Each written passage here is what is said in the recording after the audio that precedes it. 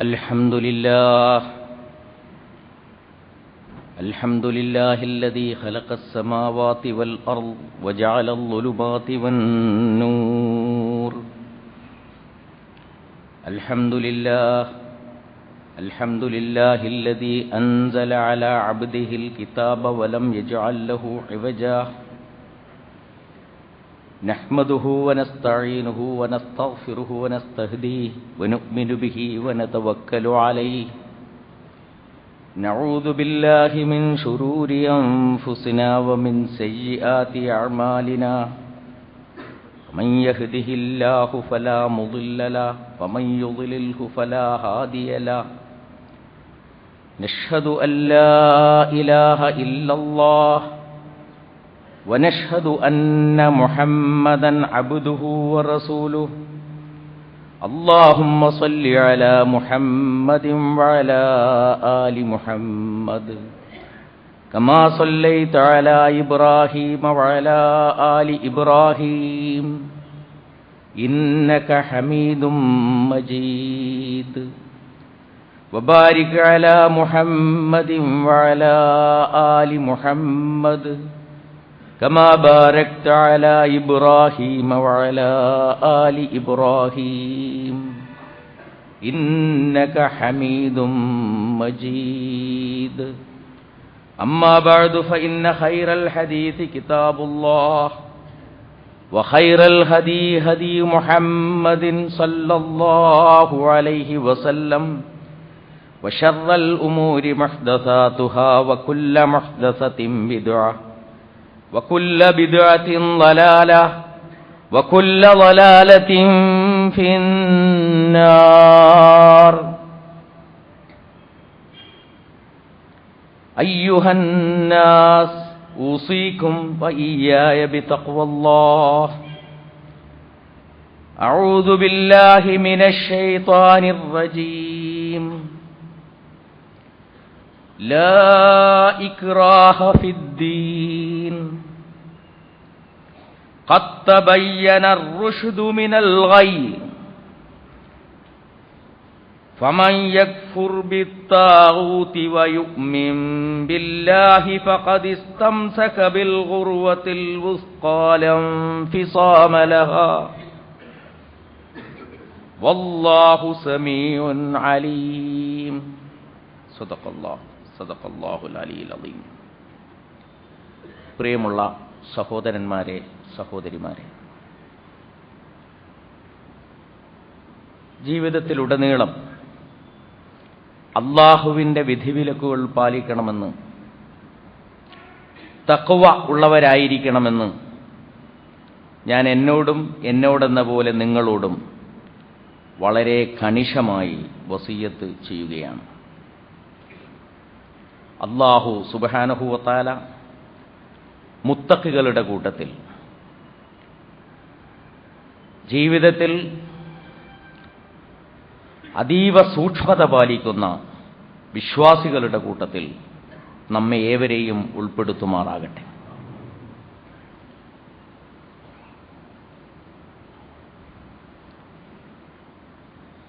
വിശ്വവിഖ്യാതയായ സാഹിത്യകാരി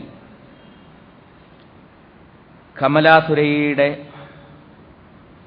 ഖബറടക്കം കഴിഞ്ഞ ദിവസം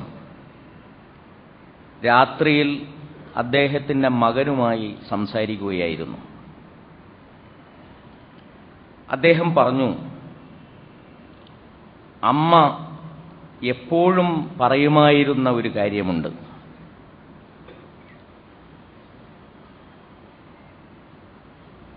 വളരെ താമസിയാതെ ഇസ്ലാം ലോകം മുഴുവൻ വ്യാപിക്കും. ലോകത്തിനു മേൽ ഇസ്ലാം തണൽ വിരിക്കും. മോനെ, നീ ഇന്ന് കാണുന്ന ഇസ്ലാം അല്ല, സമാധാനത്തിൻ്റെയും സന്തോഷകരമായ സഹവർത്തിത്വത്തിൻ്റെയും ഒരു ഇസ്ലാം. അതാണ് യഥാർത്ഥത്തിൽ ഇസ്ലാം. ആ ഇസ്ലാം ലോകത്തിനു മേൽ തണൽ വിരിക്കും. മനോഹരമായ ഒരു വാചകമാണത്. മനോഹരമായ ഒരു വാചകമാണ് എന്ന് മാത്രമല്ല, നമ്മളേവരും പ്രതീക്ഷയോടുകൂടി കാത്തിരിക്കുന്ന ഒരു ലോകത്തെക്കുറിച്ചുള്ള ശുഭാപ്തി വിശ്വാസവും ശുഭ സൂചന കൂടിയാണ് ആ വാചകങ്ങൾ എന്ന് പറയുന്നത്. ലോകത്ത് 100 ചില്ലാനം കോടി മുസ്ലിങ്ങളുണ്ട്. ആ മുസ്ലിങ്ങൾ ജീവിക്കുന്നത് 800 കോടി മൊത്തം മനുഷ്യരുടെ ഇടയിലാണ്.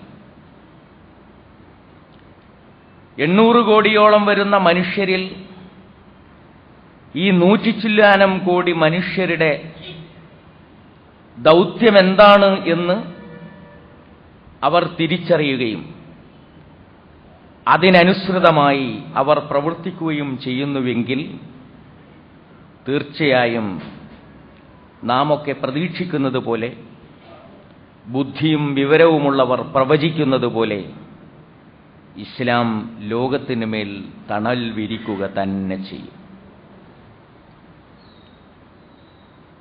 നിങ്ങൾ ആലോചിച്ചു നോക്കൂ, എന്താണ് ഇസ്ലാമിക സമൂഹത്തിന് ലോകത്ത് നിർവഹിക്കാനുള്ള ദൗത്യം?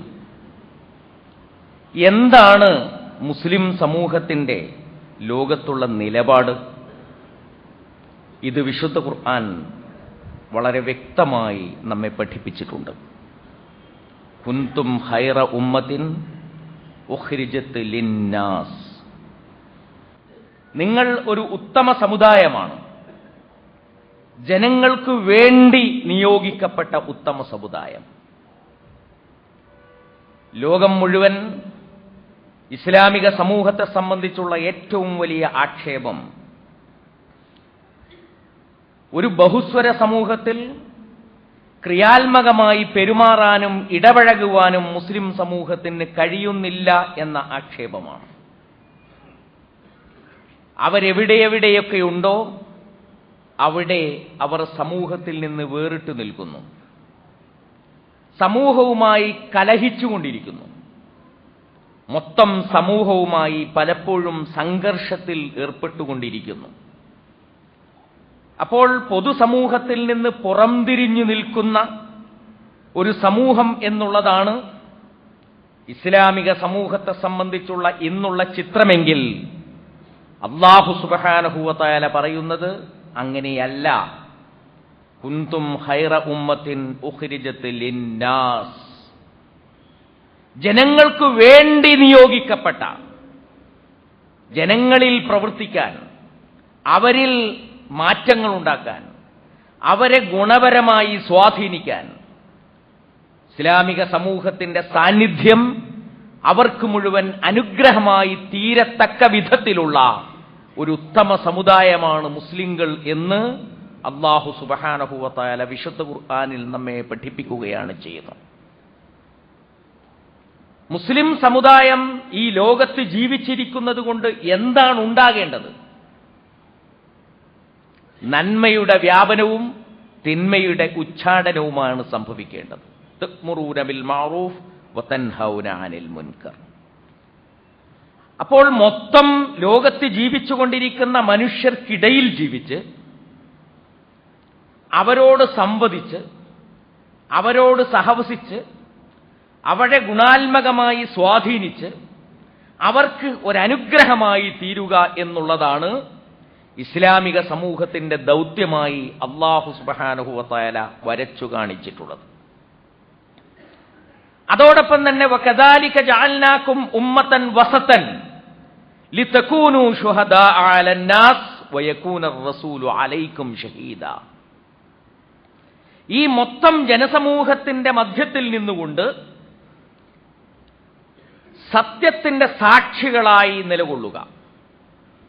പ്രവാചകൻ ഏതൊരു സത്യമാണോ എത്തിച്ചു തന്നിട്ടുള്ളത് ആ സത്യം ഉയർത്തിപ്പിടിച്ചുകൊണ്ട്, ആ സത്യം പ്രയോഗവൽക്കരിച്ചുകൊണ്ട്, ആ സത്യത്തിന്റെ മനോഹരമായിട്ടുള്ള എല്ലാ വശങ്ങളും ജനശ്രദ്ധയിൽ പെടുത്തിക്കൊണ്ട് സമൂഹത്തിൽ നിലകൊള്ളുക എന്നുള്ളതാണ് മുസ്ലിം സമൂഹത്തെ കൊണ്ട് അള്ളാഹു ഉദ്ദേശിച്ചിട്ടുള്ള രണ്ടാമത്തെ ദൗത്യം. ഈ രണ്ട് ദൗത്യവും നിർവഹിച്ചുകൊണ്ട് നമ്മൾ നിലകൊള്ളുന്നതായാൽ നമ്മെ സ്വീകരിക്കാനും നമ്മെ ഉൾക്കൊള്ളാനും നമ്മിൽ നിന്ന് കാര്യങ്ങൾ കേൾക്കാനും നാം വരച്ചു കാണിക്കുന്ന വഴിയിലൂടെ സഞ്ചരിക്കുവാനും ലോകം സന്നദ്ധമാകും എന്ന കാര്യത്തിൽ യാതൊരു സംശയവുമില്ല. മനുഷ്യനാഗരികത പുരോഗമിച്ചുകൊണ്ടേയിരിക്കുകയാണ്. ആ പുരോഗമനത്തിന്റെ ചില ഘട്ടങ്ങളിൽ ഗോത്രങ്ങൾ തമ്മിലുള്ള സംഘട്ടനങ്ങളായിരുന്നു ഉണ്ടായിരുന്നത്. പിന്നീട് രാജാക്കന്മാർ തമ്മിലുള്ള സംഘട്ടനങ്ങളായി. നാം ജീവിച്ച് തുടങ്ങിയ കാലഘട്ടത്തിൽ രാഷ്ട്രങ്ങൾ തമ്മിലുള്ള സംഘട്ടനങ്ങൾ, യുദ്ധങ്ങൾ, മഹായുദ്ധങ്ങളായിരുന്നു ഉണ്ടായിരുന്നത്. ആ യുദ്ധത്തിന്റെ അന്തരീക്ഷം ഇന്നും ലോകത്ത് നിലനിൽക്കുന്നുണ്ട്. പക്ഷേ എല്ലാ കാലത്തും ആ അന്തരീക്ഷം തന്നെയാണ് നിലനിൽക്കുക എന്ന് നമുക്ക് പറയാൻ പറ്റില്ല. യുദ്ധത്തെ പ്രോത്സാഹിപ്പിച്ചവരും യുദ്ധം കൊണ്ട് ഉപജീവനം നടത്തിക്കൊണ്ടിരിക്കുന്നവരുമായ ആളുകൾ പോലും യുദ്ധം ഞങ്ങളുടെ ലക്ഷ്യമല്ല എന്ന് പ്രഖ്യാപിച്ചുകൊണ്ടിരിക്കുന്ന ഒരു ലോകത്താണ് ഇന്ന് നാം ജീവിക്കുന്നത്. അമേരിക്കൻ പ്രസിഡന്റ് കൈറോ യൂണിവേഴ്സിറ്റിയുടെ ഹാളിൽ വെച്ച് നടത്തിയിട്ടുള്ള പ്രഭാഷണത്തെ മുഖവിലക്കെടുക്കാമെങ്കിൽ അദ്ദേഹം പറയുന്നത് ഇസ്ലാമുമായി ഒരു യുദ്ധം ഇനി നാം താൽപ്പര്യപ്പെടുന്നില്ല എന്നാണ്. ഒരുപക്ഷെ ഇസ്ലാമിക ലോകത്ത് നിന്നുകൊണ്ട് ഒരു പബ്ലിക് റിലേഷൻ എക്സസൈസ് ആയിരിക്കാം അദ്ദേഹം നടത്തുന്നത്. അല്ലെങ്കിൽ ഇറാഖിൽ നിന്നും അഫ്ഗാനിസ്ഥാനിൽ നിന്നും ഉണ്ടായിട്ടുള്ള വേദനാജനകമായിട്ടുള്ള പാഠങ്ങൾ പഠിച്ചുകൊണ്ടുള്ള ഒരു നിലപാടിൽ അദ്ദേഹം എത്തിച്ചേരുകയായിരിക്കാം ചെയ്യുന്നത്. അങ്ങനെയൊക്കെയാണെങ്കിലും അദ്ദേഹത്തിന്റെ വാക്കുകൾ മുഖവിലക്കെടുത്താൽ യുദ്ധത്തിൻ്റെതായ ഒരന്തരീക്ഷത്തിലേക്കല്ല ലോകം പോകാൻ ആഗ്രഹിക്കുന്നത് എന്നും സമാധാനപരമായ സഹവർത്തിത്വത്തിന്റെയും സമാധാനപരമായ സംഭാഷണത്തിന്റെയും ഒരു ലോകത്തേക്കാണ് ജനത നീങ്ങിക്കൊണ്ടിരിക്കുന്നത് എന്നും തോന്നാവുന്ന ഒരന്തരീക്ഷം ഇന്ന് നിലനിൽക്കുന്നുണ്ട്. ആ അന്തരീക്ഷത്തെ കൂടി മുന്നിൽ കണ്ടുകൊണ്ടാണ് ഞാൻ പറയുന്നത്, ഒരു ബഹുസ്വര സമൂഹത്തിൽ അള്ളാഹുവിന്റെ ദീൻ ഉയർത്തിപ്പിടിച്ചുകൊണ്ട് അള്ളാഹുവിന്റെ ദീനിന്റെ മൂല്യങ്ങൾ ഉയർത്തിപ്പിടിച്ചുകൊണ്ട് സമാധാനപരമായ സഹവർത്തിത്വത്തോടുകൂടി നമ്മുടെ ഈ സമൂഹത്തിൽ നിലനിൽക്കുക എന്നുള്ളതാണ് ഏറ്റവും പ്രധാനമായിട്ടുള്ള കാര്യം എന്ന് നമ്മൾ പല കാര്യങ്ങളിലും പലതരത്തിലുമുള്ള പുനർവായനകൾ നടത്തേണ്ടതായി വരും. നാം വായിച്ചിട്ടുള്ളത് തന്നെ വീണ്ടും വായിക്കേണ്ടതായി വരും.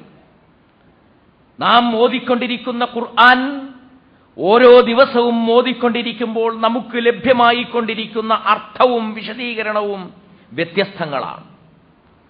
ഇന്നലെ ഒരായത്ത് ഓതി വെച്ചിട്ടുണ്ടെങ്കിൽ, അന്ന് നമ്മൾ അതിനൊരർത്ഥം കൽപ്പിച്ചിട്ടുണ്ടെങ്കിൽ, ഇന്നലത്തെ ഒരു ദിവസത്തെ ജീവിതത്തിന് ശേഷം അതേ ആയത്ത് ഇന്ന് നാം ഓതുമ്പോൾ അതിന് തികച്ചും വ്യത്യസ്തമായ ഒരർത്ഥം നമ്മുടെ മനസ്സിൽ തന്നെ കൈവരികയാണ്.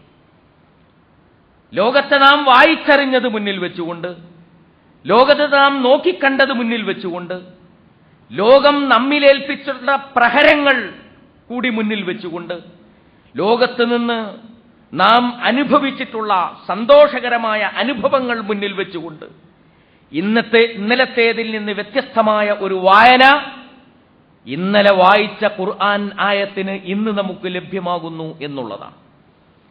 പ്രവാചകൻ സല്ലല്ലാഹു അലൈഹി വസല്ലമയുടെ ചര്യ നാം വായിച്ചെടുക്കുമ്പോഴും ഇന്നലെ വായിച്ച അർത്ഥത്തിലല്ല ഇന്ന് നാം അത് വായിക്കുന്നത്. ഇന്നലെ വായിച്ചതിൽ നിന്ന് വ്യത്യസ്തമായ ഒരർത്ഥത്തിലാണ് നാം അത് വായിക്കുന്നത്. വിശുദ്ധ ഖുർആനിലെ വാക്കുകൾ മാറുന്നു എന്നതിന് അർത്ഥമില്ല. വിശുദ്ധ ഖുർആൻ പരിവർത്തനത്തിന് വിധേയമാകുന്നു അതിനർത്ഥമില്ല. പ്രവാചകൻ ചര്യ പരിവർത്തനത്തിന് വിധേയമാകുന്നു എന്നും അതിനർത്ഥമില്ല. ഖുർആനും സുന്നത്തും വായിക്കുകയും പഠിക്കുകയും ചെയ്തുകൊണ്ടിരിക്കുന്ന മനുഷ്യൻ മാറുന്നു, ആ മനുഷ്യൻ ജീവിച്ചുകൊണ്ടിരിക്കുന്ന ലോകം മാറുന്നു എന്നുള്ളതാണ് യഥാർത്ഥത്തിൽ സംഭവിക്കുന്നത് എന്ന് നമ്മൾ മനസ്സിലാക്കണം. അങ്ങനെ വരുമ്പോൾ നമ്മളൊരു വലിയ യാഥാർത്ഥ്യം ഉൾക്കൊള്ളണം. അല്ലാഹു സുബ്ഹാനഹു വ തആലയാണ് മനുഷ്യകുലത്തെ മുഴുവൻ സൃഷ്ടിച്ചിട്ടുള്ളത്. മനുഷ്യകുലത്തെ മുഴുവൻ സൃഷ്ടിച്ചിട്ടുള്ള അല്ലാഹു സുബ്ഹാനഹു വ തആല മനുഷ്യന് വിശ്വസിക്കാനും വിശ്വസിക്കാതിരിക്കാനുമുള്ള സ്വാതന്ത്ര്യം നൽകിയിട്ടുണ്ട്. വിശ്വസിക്കാനും വിശ്വസിക്കാതിരിക്കാനുമുള്ള സ്വാതന്ത്ര്യം നൽകിയിട്ടുണ്ട്. ആ സ്വാതന്ത്ര്യം നൽകിയിട്ടുള്ളത് അല്ലാഹുവാണ്, സൃഷ്ടികർത്താവായ അല്ലാഹു. ലാ ഇക്രാഹ ഫിദ്ദീൻ ഖദ് തബയ്യന അർ-റുശ്ദു മിനൽ ഗയ്. ദീനിൽ യാതൊരു തരത്തിലുള്ള ബലപ്രയോഗവുമില്ല. അധർമ്മത്തിൽ നിന്ന് ധർമ്മം വേർതിരിഞ്ഞു നിന്നിരിക്കുന്നു. അനീതിയിൽ നിന്ന് നീതി വേർതിരിച്ച് കാണിക്കപ്പെട്ടിരിക്കുന്നു. അവിവേകത്തിൽ നിന്ന് വിവേകം മാറ്റി നിർത്തപ്പെട്ടിരിക്കുന്നു. രണ്ടും തമ്മിൽ വേർതിരിഞ്ഞ് കാണാനുള്ള ഒരവസ്ഥ സൃഷ്ടിക്കപ്പെട്ടു കഴിഞ്ഞാൽ പിന്നെ ആർ വിശ്വസിക്കണം ആർ വിശ്വസിക്കരുത് എന്ന് നിർബന്ധിക്കാൻ യാതൊരാൾക്കും അവകാശമില്ല എന്ന അല്ലാഹുവിന്റെ പ്രഖ്യാപനം നമ്മൾ കാണണം. ഫമൻ ശാഅ ഫൽയുമിൻ വമൻ ശാഅ ഫൽയക്ഫുർ. വിശ്വസിക്കുന്നവൻ വിശ്വസിക്കട്ടെ, വിശ്വസിക്കാതിരിക്കുന്നവൻ വിശ്വസിക്കാതിരിക്കട്ടെ, നിഷേധിക്കുന്നവൻ നിഷേധിക്കട്ടെ എന്ന് വിശുദ്ധ ഖുർആൻ പറയുന്നുണ്ട്. ഈ വൈവിധ്യം, വിശ്വാസികളുടെയും അവിശ്വാസികളുടേതുമായ ഈ വൈവിധ്യം ചിലപ്പോൾ വൈരുദ്ധ്യം തന്നെ അല്ലാഹു അറിയാതെ സംഭവിച്ചു പോയിട്ടുള്ളതല്ല, അല്ലാഹുവിന്റെ അറിവിൻ വട്ടത്തിൽ പെട്ടതു തന്നെയാണ്. അല്ലാഹു അത് മനസ്സിലാക്കിയിട്ടുണ്ട്, അതറിഞ്ഞിട്ടുണ്ട്, അതിന് കൽപ്പന പുറപ്പെടുവിച്ചിട്ടുണ്ട്. മനുഷ്യനെ സൃഷ്ടിച്ചപ്പോൾ തന്നെ ഈ വൈവിധ്യത്തോടുകൂടിയാണ് സൃഷ്ടിച്ചത്. വലിദാലിക ഖലഖഹും എന്ന് മനുഷ്യർ തമ്മിലുള്ള അഭിപ്രായ വ്യത്യാസത്തെ സംബന്ധിച്ച് പറയവേ വിശുദ്ധ ഖുർആൻ പറഞ്ഞിട്ടുണ്ട്, അതിനു വേണ്ടിയാണ് അവരെ സൃഷ്ടിച്ചത് എന്ന്. ലോകത്ത് വ്യത്യസ്ത ശിർഅത്തുകളും മിൻഹാജുകളുമുണ്ട് എന്ന് വിശുദ്ധ ഖുർആൻ സമ്മതിക്കുന്നു. നിങ്ങളിൽ ഓരോ വിഭാഗത്തിനും ഓരോ ശിർഅത്തും ഓരോ മിൻഹാജുമുണ്ട്, ഓരോ നിയമവും ഓരോ വ്യവസ്ഥയുമുണ്ട്, ഓരോ ജീവിത സാഹചര്യങ്ങളും ജീവിതത്തിന്റെ പന്ഥാവുമുണ്ട് എന്ന് അല്ലാഹു സുബ്ഹാനഹു വ തആല പറയുന്നുണ്ട്. ഓരോരുത്തർക്കും ഓരോ ആരാധനാ രീതിയുണ്ട് എന്ന് അല്ലാഹു പറയുന്നുണ്ട്. അവരോരോരുത്തരും ആ ആരാധനാ രീതി അനുസരിച്ചാണ് പ്രവർത്തിക്കുന്നത്. കുല്ലു ഹിസ്ബിൻ ബിമാ ലദൈഹിം ഫരിഹൂൻ. ലോകത്ത് ജീവിച്ചുകൊണ്ടിരിക്കുന്ന ഓരോ സംഘവും, അത് ഗിരിജന വിഭാഗങ്ങളാണെങ്കിലും ഹരിജന വിഭാഗങ്ങളാണെങ്കിലും പ്രാകൃതമായ ഗോത്രവർഗങ്ങളാണെങ്കിലും ശരീരത്തിൽ ഒരു നൂൽബന്ധം പോലുമില്ലാതെ സഞ്ചരിച്ചുകൊണ്ടിരിക്കുന്ന ജറവകളെപ്പോലുള്ള വിഭാഗങ്ങളാണെങ്കിലും കുല്ലു ഹിസ്ബിൻ ബിമാ ലദൈഹിം ഫരിഹൂൻ.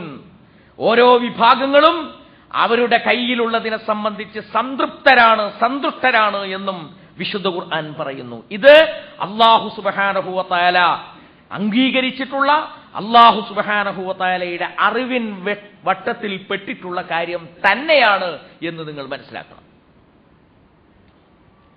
അങ്ങനെയുള്ള ഒരു ജനസമൂഹത്തിനിടയിലാണ് നമ്മളും ജീവിക്കുന്നത്.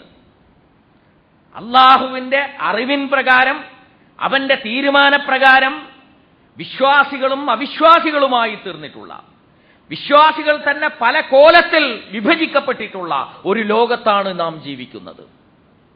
ആ ലോകത്ത് നമുക്ക് ചെയ്യാനുള്ള ദൗത്യം എന്താണ്? നമുക്ക് ചെയ്യാനുള്ള ദൗത്യം ആ ലോകത്തെ ശുദ്ധീകരിച്ചെടുക്കുക, ആ ലോകത്തിന്റെ മുമ്പാകെ ഇസ്ലാമിന്റെ മഹത്തായ സന്ദേശം വിളംബരം ചെയ്യുക എന്നുള്ളതാണ് നമുക്ക് ചെയ്യുവാനുള്ള ദൗത്യം. ആ ദൗത്യം നിർവഹിക്കുവാൻ നമ്മളെല്ലാവരും ഉദ്യുക്തരായി മുന്നോട്ട് വരേണ്ടതുണ്ട് എന്നാണ് എനിക്ക് ആദ്യമായി ഈ സന്ദർഭത്തിൽ പറയുവാനുള്ളത്. നമ്മുടെ രാജ്യത്ത് ഈ ദൗത്യം നിർവഹിക്കുമ്പോഴുണ്ടാകുന്ന ഏറ്റവും പ്രധാനപ്പെട്ട തടസ്സം എന്താണ്? നിങ്ങൾ എപ്പോഴെങ്കിലും ചിന്തിച്ചിട്ടുണ്ടോ എന്നെനിക്കറിയില്ല. ഇസ്ലാമിന്റെ മനോഹരമായിട്ടുള്ള വശം ജനങ്ങളുടെ മുമ്പാകെ വയ്ക്കുമ്പോൾ ജനങ്ങൾക്ക് അത് സ്വീകരിക്കുവാനുള്ള അവരുടെ ഉള്ളിലുള്ള തടസ്സം എന്താണ്? നിങ്ങൾ ആലോചിച്ചിട്ടുണ്ടോ? ഞാൻ മനസ്സിലാക്കിയിട്ടുള്ള ഏറ്റവും വലിയ തടസ്സം ഇന്ത്യൻ സമൂഹം ഒരു ജാതി ഘടനയെ ഉൾക്കൊള്ളുന്നു എന്നുള്ളതാണ്. ആയിരക്കണക്കിന് വർഷങ്ങളായി അവരുടെ മനസ്സിൽ ഒരു ജാതി എന്ന സംഗതി മുദ്രണം ചെയ്യപ്പെട്ടു നിൽക്കുകയാണ്. അവരുടെ വിശ്വാസവുമായും അവരുടെ ജീവിതത്തിന്റെ വീക്ഷണവുമായും അത് അഭേദ്യമായി ബന്ധപ്പെട്ടു കിടക്കുകയാണ് ചെയ്യുന്നത്. ജാതി എന്നത് മനുഷ്യൻ എവിടെ നിന്ന് സൃഷ്ടിക്കപ്പെട്ടു എന്ന ചോദ്യത്തിന് ശിരസിൽ നിന്ന്, ഉടലിൽ നിന്ന്, തുടയിൽ നിന്ന്, കാൽപാദത്തിൽ നിന്ന് എന്ന് പറയുന്നതിലൂടെ, എന്നിട്ടും ഇന്ത്യയിലെ ജനങ്ങളെ മുഴുവൻ ഉൾക്കൊള്ളാൻ ഈ 4 ഭാഗങ്ങളിൽ നിന്ന് ജനിച്ചവർക്ക് പോലും കഴിയാതെ അതിന് താഴെയും ജനങ്ങൾ പാഞ്ചവന്മാരെന്ന പേരിൽ ജീവിച്ചുകൊണ്ടിരിക്കുന്ന ഒരു ലോകം. ദൈവവിശ്വാസവുമായി അതിന് ബന്ധമുണ്ട്, പരലോക വിശ്വാസവുമായി, പുനർജന്മ വിശ്വാസവുമായി അതിനെ ബന്ധിപ്പിച്ചിരിക്കുന്നു. അങ്ങനെ ഊട്ടപ്പെട്ട ഒരു ജാതി, അതാണ് ഇന്ത്യയിലെ ഏറ്റവും വലിയ പ്രശ്നം, ഇസ്ലാമിക പ്രബോധനത്തിന് തടസ്സം സൃഷ്ടിക്കുന്ന പ്രശ്നം എന്ന് പറയുന്നത്. എന്തിനാണ് ജാതി ഒരു തടസ്സമായി തീരുന്നത്? ജാതി തടസ്സമായി തീരുന്നത് മറ്റൊന്നുകൊണ്ടുമല്ല, ജാതിയുടെ അടിസ്ഥാനത്തിലാണ് മതം എന്നവർ മനസ്സിലാക്കുന്നു എന്നതുകൊണ്ടാണ്. ജാതിയും മതവും ചേർത്തുകൊണ്ടാണ് അവർ മനസ്സിലാക്കുന്നത്. മനുഷ്യന് മതം ലഭ്യമാകുന്നത് ജന്മം കൊണ്ടാണ് എന്നവർ ധരിക്കുന്നു. ഒരുത്തരം ബ്രാഹ്മണനായി ജനിച്ചാൽ ബ്രാഹ്മണൻ, ക്ഷത്രിയനായി ജനിച്ചാൽ ക്ഷത്രിയൻ, ശൂദ്രനായി ജനിച്ചാൽ ശൂദ്രൻ എന്ന് പറയുന്നവരെ പോലെ ക്രൈസ്തവനായി ജനിച്ചാൽ ക്രൈസ്തവൻ, മുസ്ലിമായി ജനിച്ചാൽ മുസ്ലിം എന്നും അവർ വിശ്വസിക്കുന്നു. ജാതിയുമായി ചേർത്തു വെച്ചുകൊണ്ട് മാത്രമേ യഥാർത്ഥത്തിൽ മതത്തെ ചിന്തിക്കുവാൻ അവർക്ക് കഴിയുന്നുള്ളൂ. ആദർശമാറ്റം എന്നത് മതം മാറ്റവുമായി അവർക്ക് ബന്ധപ്പെടുത്താൻ കഴിയുന്നില്ല. ഒരു സോഷ്യലിസ്റ്റുകാരന് കമ്മ്യൂണിസ്റ്റുകാരനാകാം, ഒരു കമ്മ്യൂണിസ്റ്റുകാരന് സാമുദായികവാദിയാകാം, ഒരു കമ്മ്യൂണിസ്റ്റുകാരൻ അയാൾ കമ്മ്യൂണിസം പ്രചരിപ്പിച്ചുകൊണ്ടിരിക്കെ തന്നെ മുതലാളിത്തത്തിന്റെ വാഹകനാകാം. അയാളുടെ ജീവിത സാഹചര്യത്തിൽ യാതൊരു വ്യത്യാസവും വരുന്നില്ല. അവരുടെ കുടുംബത്തിൽ നിന്ന് അയാൾ എടുത്തെറിയപ്പെടുന്നില്ല, അവരുടെ സമുദായത്തിൽ നിന്ന് അയാൾ എടുത്തെറിയപ്പെടുന്നില്ല. നിൽക്കുന്നിടത്ത് തന്നെ അയാൾ നിൽക്കുന്നു. എന്നാൽ ഒരു മുസ്ലിമിന് ഹിന്ദുവാകാൻ പറ്റില്ല, ഒരു ഹിന്ദുവിന് മുസ്ലിമാകാൻ പറ്റില്ല, ഒരു ഹിന്ദുവിനോ മുസ്ലിമിനോ ക്രൈസ്തവനോ ആകാൻ പറ്റില്ല, ക്രൈസ്തവനും ഹിന്ദുവിനും മുസ്ലിമാകാൻ പറ്റില്ല. അത് ആദർശമാറ്റം എന്നതിൽ നിന്ന് ഇന്ത്യൻ ജനതയുടെ വിചാരം അത് ഒരു ജാതി മാറ്റം ആണ് എന്ന്. അതുകൊണ്ട് ശൂദ്രയോനിയിൽ ജനിച്ചിട്ടുള്ള ഒരാൾക്ക് ബ്രാഹ്മണനാകാൻ പറ്റാത്തതുപോലെ ഹിന്ദുവായി ജനിച്ചിട്ടുള്ള ഒരാൾക്ക് മുസ്ലിമാകാനും പറ്റില്ല എന്നവർ വിചാരിക്കുന്നു. അങ്ങനെ പറ്റുന്നുവെങ്കിൽ തന്നെ ആ സമൂഹത്തിൽ നിന്ന് ഉടലോടെ പിഴുത് എടുത്തു മാറ്റപ്പെടണം എന്നുള്ള തെറ്റായ ചിന്താഗതിയിൽ അവർ ചെന്നു നിൽക്കുകയും ചെയ്യും. ഇത് പ്രധാനപ്പെട്ട ഒരു പ്രശ്നമാണ്. അതേ അവസരത്തിൽ ജാതീയമായ വൈവിധ്യങ്ങൾ എന്ന് പറയുന്നത് ഇസ്ലാമിക പ്രബോധനത്തിന്റെ ഏറ്റവും മഹത്തായ ഒരു സാധ്യതയാണ്. ഇസ്ലാം ഉൾക്കൊള്ളുന്നത് സാഹോദര്യത്തെയാണ്. എന്നാൽ ജാതീയത പ്രസാരണം ചെയ്യുന്നത്, പ്രബോധനം ചെയ്യുന്നത് ഉച്ചനീചത്വത്തെയാണ്. ഉച്ചനീചത്വത്തിന് പകരം ഇസ്ലാമിന്റെ സാഹോദര്യബോധം എന്നത് വളരെ മനോഹരമായിട്ടുള്ള ഒരാശയമാണ്. ആ മനോഹരമായിട്ടുള്ള ആശയത്തിന്റെ പ്രബോധനം എന്നത് വളരെ എളുപ്പമുള്ള കാര്യമാണ്. പക്ഷേ ആ പ്രബോധനം സാധിച്ചു കഴിഞ്ഞാൽ പിന്നീട് ആദർശമാറ്റം വരുന്നതിന് ഏറ്റവും വലിയ തടസ്സം സൃഷ്ടിക്കുന്നത് ഞാൻ നേരത്തെ പറഞ്ഞ മനുഷ്യ മനസ്സിൽ മുദ്രണം ചെയ്യപ്പെട്ടിട്ടുള്ള ഈ ജാതീയതയാണ്. നമ്മൾ ആഗ്രഹിക്കുന്നത് ഈ ഒരവസ്ഥയെ കേരളത്തിൽ നിന്ന്, ഇന്ത്യയിൽ നിന്ന് മാറ്റിയെടുക്കണം എന്ന് തന്നെയാണ്. ഇസ്ലാം എന്നത് സ്വതന്ത്രമായ ഒരാദർശമാണെന്നും ആ ആദർശം അംഗീകരിക്കുന്നവർക്ക് അത് അംഗീകരിക്കാൻ സ്വാതന്ത്ര്യമുണ്ടെന്നും ആ ആദർശത്തെ നിരാകരിക്കാൻ തീരുമാനിക്കുന്നവർക്ക് നിരാകരിക്കാൻ സ്വാതന്ത്ര്യമുണ്ട് എന്നുമുള്ള ഒരു വലിയ സന്ദേശം നമ്മുടെ രാജ്യത്ത് പ്രചരിപ്പിക്കുന്നതിലൂടെ മാത്രമേ ഇസ്ലാമിക പ്രബോധനം സുസാധ്യമായി തീരുകയുള്ളൂ എന്ന് നമ്മൾ മനസ്സിലാക്കും. ഒരുപക്ഷേ ഈ സന്ദർഭത്തിലാണ് ബഹുമാന്യയായ കമലാ സുരയ്യ ലോകത്തോട് വിട പറഞ്ഞു പോയത് ലോകത്തോടുള്ള ഒരു വലിയ സന്ദേശമായി, ഇന്ത്യൻ ജനതയോടുള്ള ഏറ്റവും വലിയ സന്ദേശമായി ഉയർന്നു നിന്നത് എന്ന് നാം മനസ്സിലാക്കണം. നമ്മൾ മനസ്സിലാക്കണം. അതായത് സമാധാനപരമായ സഹവർത്തിത്വത്തിന്റെ, ഏറ്റവും ക്രിയാത്മകമായിട്ടുള്ള പ്ലൂറലിസത്തിന്റെ, ബഹുസ്വരതയുടെ മികച്ച ഒരു ഉദാഹരണമാണ് കമലാ സുരയ്യയുടെ കഴിഞ്ഞ ഒരു പതിറ്റാണ്ട് കാലത്തിലധികം വന്ന ജീവിതവും അതോടൊപ്പം തന്നെ മരണത്തിന് ശേഷമുള്ള ക്രിയകളും എന്ന് നാം വായിച്ചറിയും. അതെന്തെന്ന് ചോദിച്ചാൽ, കമലാ സുരയ്യയുടെ കുടുംബം നാലപ്പാട്ട് കുടുംബമാണ്. വലിയ തറവാടാണ്. എത്രമാത്രമാണ് ഇന്ത്യൻ സംസ്കാരവുമായും കേരളീയ സംസ്കാരവുമായും ആ കുടുംബത്തിനുള്ള ബന്ധം എന്ന് നമുക്ക് ഊഹിക്കാവുന്നതാണ്.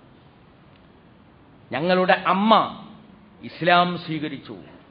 അതുകൊണ്ട് അന്ത്യകർമ്മങ്ങൾ ഇസ്ലാം വഴിയാകട്ടെ എന്ന് തീരുമാനിക്കാനുള്ള അവരുടെ മനസ്സ് വളരെ വിശാലമായ ഒരു വാതിൽ തുറന്നിട്ടിട്ടുണ്ട്. അത് കേരളീയ സമൂഹത്തിന്റെ മുമ്പാകെ, ലോക സമൂഹത്തിന്റെ തന്നെ മുമ്പാകെ തുറന്നിട്ടിട്ടുള്ള ഒരു വാതിലാണ്.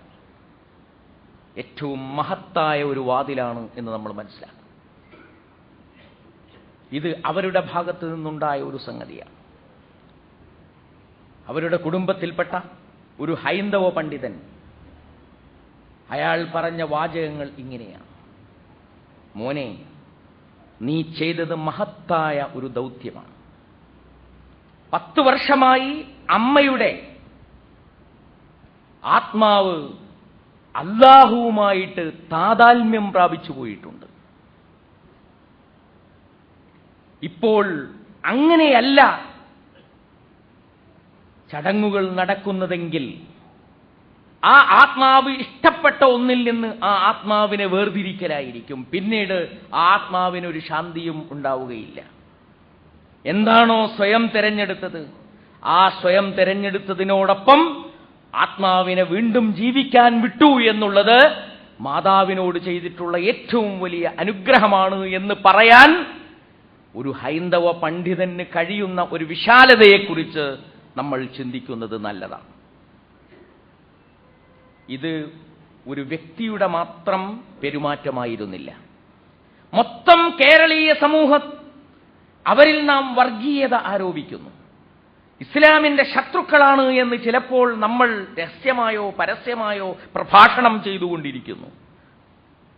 ആ സന്ദർഭത്തിലാണ് ഈ ഒരു ഖബറടക്കം എന്ന് പറയുന്ന ചടങ്ങിനെ ഏറ്റവും മനോഹരമായി സ്വീകരിക്കാനും അതിനെ സമാധാനപരമായ സഹവർത്തിത്വത്തിന്റെ ഉജ്ജ്വല മാതൃകയായി ജനങ്ങളുടെ മുമ്പിൽ അവതരിപ്പിക്കാനും മാധ്യമങ്ങൾ തയ്യാറായത്, അത് ആ രൂപത്തിൽ തന്നെ സ്വീകരിക്കുവാൻ ഈ രാജ്യത്തിലെ ജനങ്ങൾ തയ്യാറായത് എന്ന് നമ്മൾ മനസ്സിലാക്കി. ഇതിൽ നിന്ന് നമുക്ക് വായിച്ചെടുക്കാനുള്ളത് എന്താണ്? ഈ സമൂഹത്തെ സമീപിക്കേണ്ട വിധം സമീപിച്ചാൽ, അന്യതാബോധമില്ലാതെ, അകൽച്ചകളില്ലാതെ, ഏറ്റവും സമാധാനപരമായ സഹവർത്തിത്വത്തോടുകൂടി ഈ സമൂഹത്തോട് നാം ബന്ധപ്പെടുന്നുവെങ്കിൽ ആ സമൂഹത്തിന്റെ ഹൃദയം ഇസ്ലാമിനെ നേരെയും തുറക്കാൻ സന്നദ്ധരാണ് എന്നുള്ള ഒരു സന്ദേശം നമുക്ക് ഉൾക്കൊള്ളാൻ ബാധ്യതയുണ്ട്. ഉൾക്കൊണ്ടുകൊണ്ട് നമ്മുടെ ജീവിതത്തെ പരിവർത്തിപ്പിക്കാനും നമുക്ക് ബാധ്യതയുണ്ട് എന്നാണ് ഞാൻ പറയാൻ ഉദ്ദേശിച്ചിട്ടുള്ള കാര്യം. ഗവൺമെന്റും സാംസ്കാരിക വകുപ്പും അവർ നിൽക്കേണ്ടിടത്തു നിന്നു, ചെയ്യേണ്ടത് ചെയ്തു. ഇന്ത്യയുടെ മതേതരത്വത്തിന്റെ, ഇന്ത്യ പ്രതിനിധാനം ചെയ്യുന്ന ഒരു മതനിരപേക്ഷതയുണ്ട്. ആ മതനിരപേക്ഷതയുടെ ഉജ്ജ്വലമായ മാതൃക അവർ കാണിച്ചു. ഔദ്യോഗിക ബഹുമതികളോടുകൂടി ഖബറടക്കണം എന്ന ആഗ്രഹം ഗവൺമെന്റിനുണ്ടായി. പക്ഷേ ഖബറടക്കം എന്ന് പറയുന്ന ചടങ്ങ് മതപരമായ സ്വഭാവത്തിലേക്ക് എത്തുമ്പോൾ അതിൽ നമ്മൾ ഇടപെടേണ്ടതല്ല. അത് കുടുംബമാണ് സ്വീകരിക്കേണ്ടത്. അവരുടെ പ്രകാരമാണത് വേണ്ടത് എന്ന് വിചാരിച്ച് ഒരു വിശാലത കാണിക്കുവാൻ ഗവൺമെന്റിനും സാധ്യമായി. വിദ്യാഭ്യാസ വകുപ്പ് മതമില്ലാത്ത ജീവൻ എന്ന ഒരാശയത്തിലൂടെ മതനിരാസത്തെയാണ് ഉയർത്തിപ്പിടിച്ചിരുന്നതെങ്കിൽ, അതേ നേതൃത്വത്തിൽ നടക്കുന്ന സാംസ്കാരിക വകുപ്പ് ഏറ്റവും ക്രിയാത്മകമായിട്ടുള്ള ഒരു പരസ്പര സ്നേഹത്തിന്റെയും മതങ്ങളോട് നമ്മൾ സ്വീകരിക്കേണ്ടുന്ന, ഇന്ത്യ സ്വീകരിച്ചു വരുന്ന പരമ്പരാഗതമായ രീതിയോടും മാന്യതയും നീതിയും പുലർത്തിക്കൊണ്ടാണ് കാര്യങ്ങൾ കൈകാര്യം ചെയ്തത് എന്ന് നമുക്ക് മനസ്സിലാക്കാൻ കഴിയും. ഇതുതന്നെയാണ് ഒരു ഭരണകൂടത്തിന് ചെയ്യാൻ കഴിയുക ഇന്ത്യ പോലുള്ള ഒരു രാജ്യത്ത്. അതായത് ഓരോ മതവിഭാഗങ്ങൾക്കും ആ മതവിഭാഗങ്ങളുടേതായ രീതികൾ അനുഷ്ഠിച്ചുകൊണ്ട് ജീവിക്കുവാനുള്ള അവസരങ്ങൾ തുറന്നു നൽകുകയും ആ അവസരങ്ങൾ നൽകുന്നതിലൂടെയുള്ള സഹവർത്തിത്വവും സമവായവും ഉണ്ടാക്കി തീർക്കുകയും ചെയ്യുക എന്നുള്ളതാണ് ഒരു മതേതര ഗവൺമെന്റിന് ചെയ്യാൻ കഴിയുക. നിങ്ങൾ ഒരിക്കലും വിചാരിക്കരുത് ഇതൊരു മതേതര ഗവൺമെന്റ് മാത്രം ചെയ്യുന്ന കാര്യമാണ് എന്ന്. മറിച്ച് ഒരു ഇസ്ലാമിക ഗവൺമെന്റ് ഉണ്ടായാൽ ആ ഇസ്ലാമിക ഗവൺമെന്റിനും ചെയ്യാനുള്ളത് അത് തന്നെയാണ്. ഓരോ മതവിഭാഗങ്ങൾക്കും അതത് മതവിഭാഗങ്ങളുടെ ജീവിത രീതി അനുസരിച്ച് തന്നെ ജീവിക്കാനും മരിക്കാനും മരണത്തിന് ശേഷമുള്ള കർമ്മങ്ങൾ ചെയ്യാനും അവസരം നൽകിക്കൊണ്ടുള്ള ഒരു ഇസ്ലാമിക ഗവൺമെന്റിനെ അല്ലാതെ ഏതെങ്കിലും ഒരു രീതി മറ്റുള്ളവരുടെ മേൽ അടിച്ചേൽപ്പിക്കുന്ന ഒരു ഗവൺമെന്റിനെ നിങ്ങൾക്ക് സങ്കല്പിക്കുവാൻ പോലും സാധ്യമല്ല. ഇസ്ലാമിന്റെ ഭാഗത്ത് നിന്ന് കൂടിച്ചേർക്കാൻ ഞാൻ ഉദ്ദേശിക്കുകയാണ്. ഇപ്പൊ നാനാഭാഗങ്ങളിൽ നിന്നും നമ്മൾ പ്രതിനിധാനം ചെയ്യുകയും നമ്മൾ പ്രബോധനം ചെയ്യുകയും ചെയ്യുന്നതായ ഒരു അന്തരീക്ഷത്തിന്റെ സൃഷ്ടിപ്പ് നടന്നു എന്നത് വളരെ സന്തോഷകരമായിട്ടുള്ള കാര്യമാണ്. കമലാ സുരയ്യ ലോകത്തോട് തന്നെ ഒരുപാട് ചോദ്യങ്ങൾ ചോദിച്ചയാളായിരുന്നു. പക്ഷേ അവരുടെ മരണം ഒരുപാട് ചോദ്യങ്ങൾക്ക് ഉത്തരം നൽകിക്കൊണ്ടാണ് കടന്നുപോയത്. ഒരുപക്ഷേ ഗ്രന്ഥങ്ങൾ എഴുതുമായിരുന്നുവെങ്കിൽ വമ്പിച്ച ചർച്ചകൾ നടക്കാമായിരുന്ന ചോദ്യങ്ങൾ, ആ ചോദ്യങ്ങൾക്ക് മറുപടി നൽകിക്കൊണ്ട് അവർ കടന്നുപോയി. പള്ളികൾ അമുസ്ലിങ്ങൾക്ക് കയറാമോ? ശേഷക്രിയകളിൽ മറ്റുള്ളവർക്ക് പങ്കാളികളാകാമോ? എന്നൊക്കെയുള്ള ചോദ്യങ്ങളുണ്ടല്ലോ. ആ ചോദ്യങ്ങൾക്ക് ഗ്രന്ഥങ്ങളിലൂടെയല്ല, ഗ്രന്ഥങ്ങളിൽ അതിനൊക്കെ ഉചിതമായ മറുപടികളുണ്ട്. ആ മറുപടികൾക്കപ്പുറത്ത് നിന്നുകൊണ്ട് അനുഭവങ്ങളിലൂടെ മറുപടികൾ നൽകിക്കൊണ്ട് കടന്നുപോയി എന്നുള്ളതും സന്തോഷകരമായ ഒരു കാര്യം തന്നെയാണ്. പഠിക്കേണ്ട പാഠങ്ങൾ പഠിക്കേണ്ട സമയത്ത് പഠിക്കേണ്ട സ്വഭാവത്തിൽ പഠിക്കേണ്ടതുണ്ട് എന്നതുകൊണ്ടാണ് ഞാൻ ഇത്രയും കാര്യങ്ങൾ ഇന്നത്തെ ഖുതുബയിൽ നിങ്ങളുടെ ശ്രദ്ധയിൽപ്പെടുത്തിയത്. ദഅവത്തിൻ്റെതായ ഇസ്ലാമിക പ്രബോധനത്തിൻ്റെതായ ഏറ്റവും വലിയ ഒരു കവാടം നമ്മുടെ മുമ്പിൽ തുറന്നു വെക്കപ്പെട്ടിരിക്കുകയാണ്. ഒരു രാജപാത വെട്ടിത്തെളിയിക്കപ്പെട്ടിരിക്കുകയാണ്. ആ പാതയിലൂടെ സഞ്ചരിക്കാൻ നമുക്ക് സൗകര്യമുണ്ടോ എന്നുള്ളതാണ് ഇന്നത്തെ ഇസ്ലാം നമ്മുടെ മുമ്പാകെ ഉയർത്തുന്ന ചോദ്യം. അതുകൊണ്ട് ഞാൻ ഒന്നുകൂടി പറയുന്നു, സ്നേഹിക്കുക നമ്മുടെ സഹസമുദായങ്ങളെ, അവരുമായി ഹൃദയം തുറന്ന് ബന്ധപ്പെടുക. ഇസ്ലാമിന്റെ നന്മകളുടെ പരിമളം അവരുടെ കാതുകളിലേക്കും അവരുടെ മനസ്സുകളിലേക്കും ചെന്നെത്തട്ടെ എന്നാണ് എനിക്ക് പറയാനുള്ളത്. അല്ലാഹു സുബ്ഹാനഹു വ തആല കാര്യങ്ങൾ യഥാവിധി മനസ്സിലാക്കാനും ഉൾക്കൊള്ളാനും നമുക്ക് തൗഫീഖ് നൽകുമാറാകട്ടെ. അഖൂലു ഖൗലി ഹാദാ അസ്തഗ്ഫിറുല്ലാഹ ലീ വലക്കും.